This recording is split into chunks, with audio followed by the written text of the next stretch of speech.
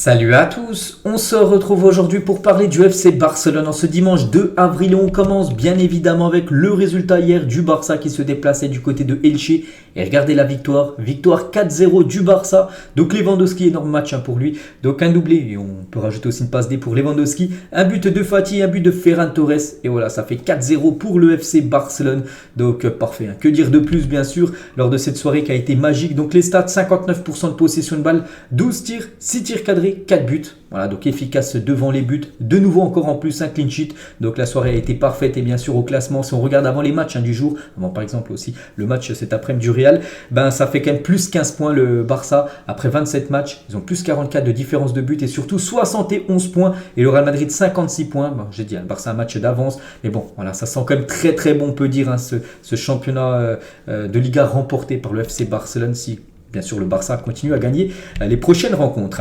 Et là, une aujourd'hui, bien sûr, des journaux catalans, Mundo Deportivo, ça revient avec, on peut voir 15, avec ce chiffre 15, voilà, par rapport au nombre de points d'écart entre le premier et le deuxième. Et c'est Ansu Fati, bien sûr, qui fait cette une de Mundo Deportivo. Il fait également la une du journal Sport, voilà, but de champion en gros. Et ce que je veux dire, bon, pourquoi il fait les unes de ces deux journaux? Parce que par rapport, vous savez, ce qu'on a parlé en milieu de semaine, les gars, avec son papa, avec l'interview qu'il a fait. Donc ça fait plaisir, parce qu'en plus, il a été buteur en dessous. Fati, il a fait une belle deuxième période, enfin surtout c'est son but qui a sauvé un peu sa première mi-temps qui n'a pas du tout été bonne pour Ansu Fati. Bref, on va revenir sur tout ça.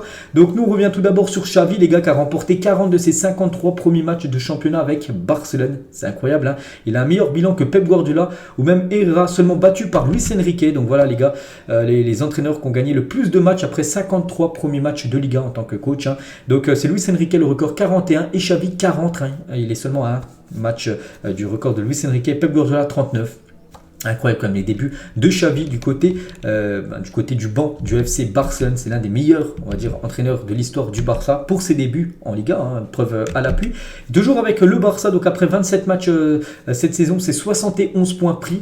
Le Barça après 27 matchs lors de la saison 2012-2013, c'était 71 points pris exactement. Enfin, pareil que cette année. Et n'oubliez pas qu'en 2012-2013, ça avait été une saison avec 100 points pris en Liga, ce qui veut dire que si le Barça garde le même rythme là, le Barça pourrait prendre 100 points en Liga, c'est énorme les gars de faire une saison à 100 points.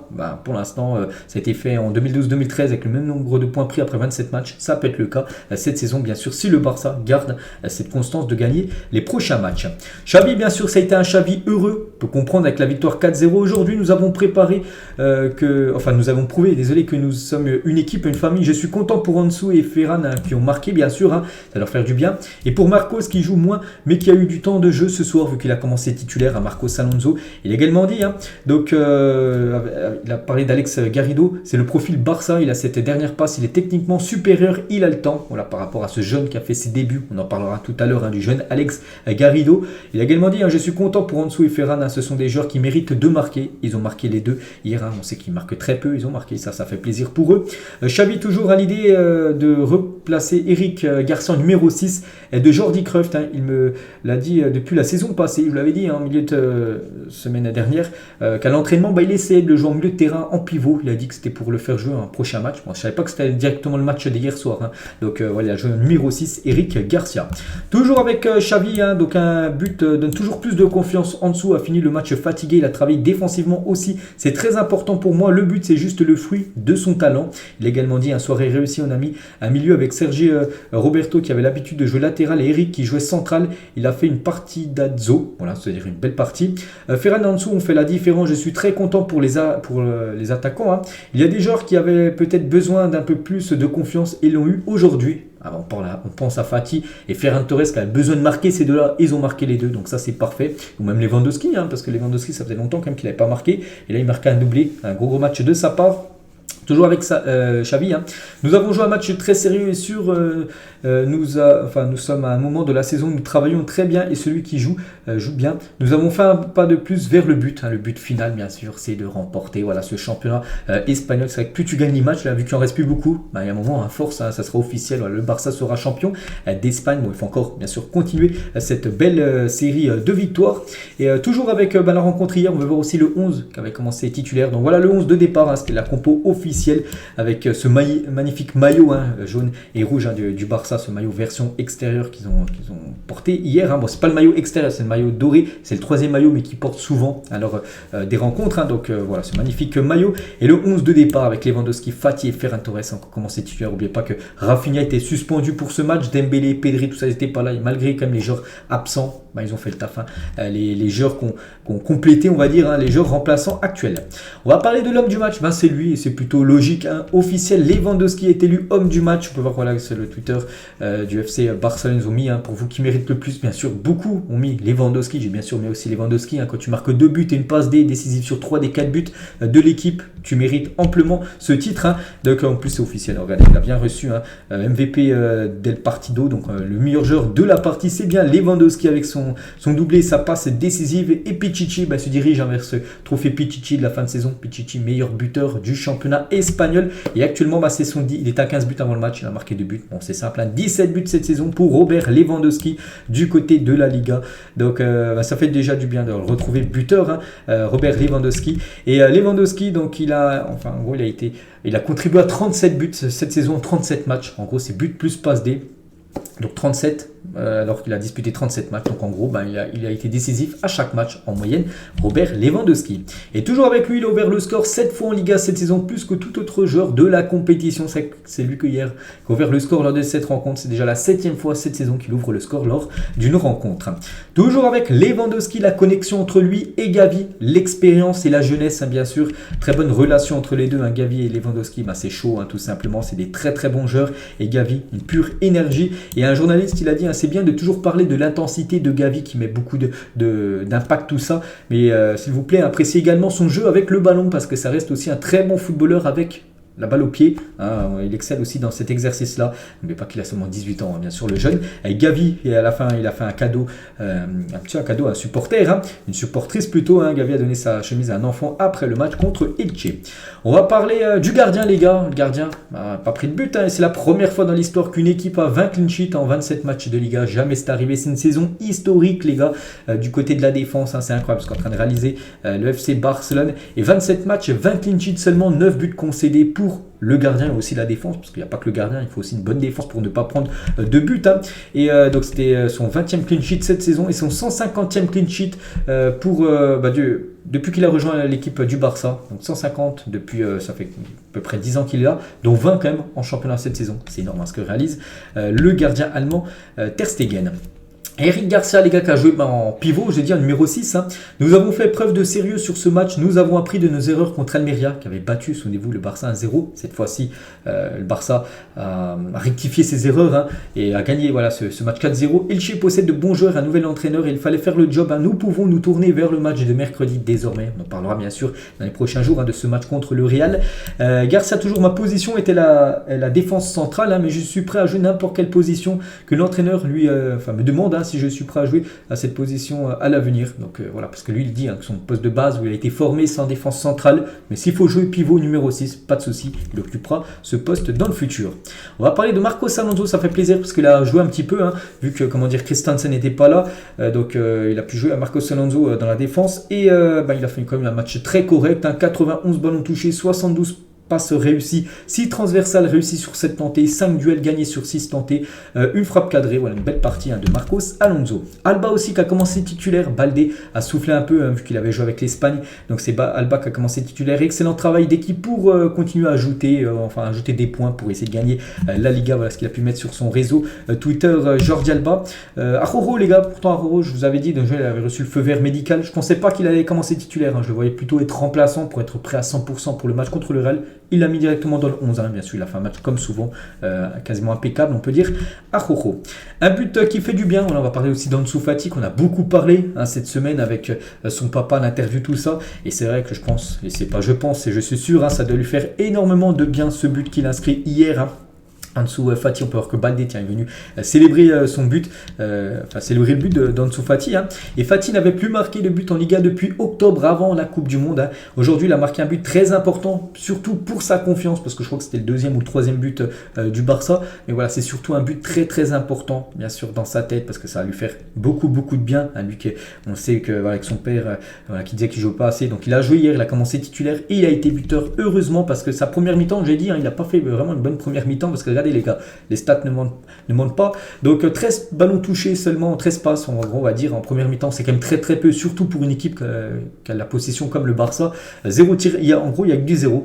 0 long ballon, 0 duel gagné sur 3 tentés en première période. Donc après voilà, la deuxième, vu qu'il a marqué ce but, on va le dire, ça rattrape son match. Et heureusement, les gars, qu'il a été buteur. Sinon, il aurait fini avec un match comme ça, des stats comme ça. Là, ça a été très compliqué, on va dire, surtout dans la tête, mentalement, pour Fati. On va retenir voilà, son but, c'est ça, bien sûr, le plus important. Et il a été remplacé à la 83e minute pour faire rentrer Alex Garrido. J'avais dit, ce jeune joueur qui a été à l'entraînement là, ces derniers jours avec l'équipe première. Xavi l'a appelé pour jouer ce match et il est rentré en cours de match. Donc premier match avec le Barça pour le jeune Alex Garrido. Bon, il y avait 4-0 lors de son entrée, c'est pour ça qu'il voulait faire plaisir à ce jeune joueur de 19 ans. Et il a dit, Xavi m'a dit d'essayer de ne pas perdre le ballon. Tout s'est bien passé parce que je ne sais pas s'il a perdu le ballon hier, mais il a touché quelques fois le ballon. Et voilà, ça fait surtout plaisir pour lui. Il a dit, c'est le meilleur jour de ma vie. J'ai passé 11 ans dans ce club et c'est une sensation incroyable. Je suis très heureux, j'espère jouer plus. C'est toujours bien sûr spécial quand un jeune joueur du centre de formation joue ses premières minutes avec l'équipe professionnelle. Nouveau joueur de la Masia, bien sûr, évolué une fois avec l'équipe pro. Et Xavi, il a dit, Alex Garrido a été blessé. C'est pourquoi il n'a jamais joué pour l'équipe première auparavant. Je l'aime très beaucoup. Vraiment, il l'apprécie énormément. Et c'est pour ça qu'il n'a pas joué dans le passé avec l'équipe du Barça A. Parce qu'en gros, il était blessé. Et c'est pour ça qu'il n'a pas pu savourer ce moment, on va dire, qu'il a subi. Enfin, savourer hier, avant. Parce qu'il aurait pu être appelé bien avant. Et Roberto et Alba, les gars, félicite Alex Garrido après ses débuts. On peut voir tout d'abord Gavi, les gars. Gavi, c'était son copain. Regardez, ils avaient gagné les deux. Un trophée à l'époque du côté du centre de formation du Barça. Une photo maintenant des deux joueurs de l'équipe première du Barça. On peut voir aussi avec Jordi Alba. On peut voir aussi avec lui. Je ne sais pas c'est qui, le joueur qui est à côté d'Alex Garrido. Je ne sais pas, ça doit être un jeune joueur aussi qui était présent. Mais je ne sais pas s'il a joué hier. Ferran Torres, les gars, la meilleure rentrée possible après la pause, après la trêve internationale. Plus 3 et objectif, donc buteur pour atteindre le plein d'énergie. Pour le match de mercredi, on a envie de vivre encore une superbe soirée à la maison. Mercredi, vu que ce match bien sûr se jouera au Camp Nou, ce Barça Real, bien sûr qu'on va parler là aujourd'hui, demain plutôt. Après-demain et aussi mercredi avant le match.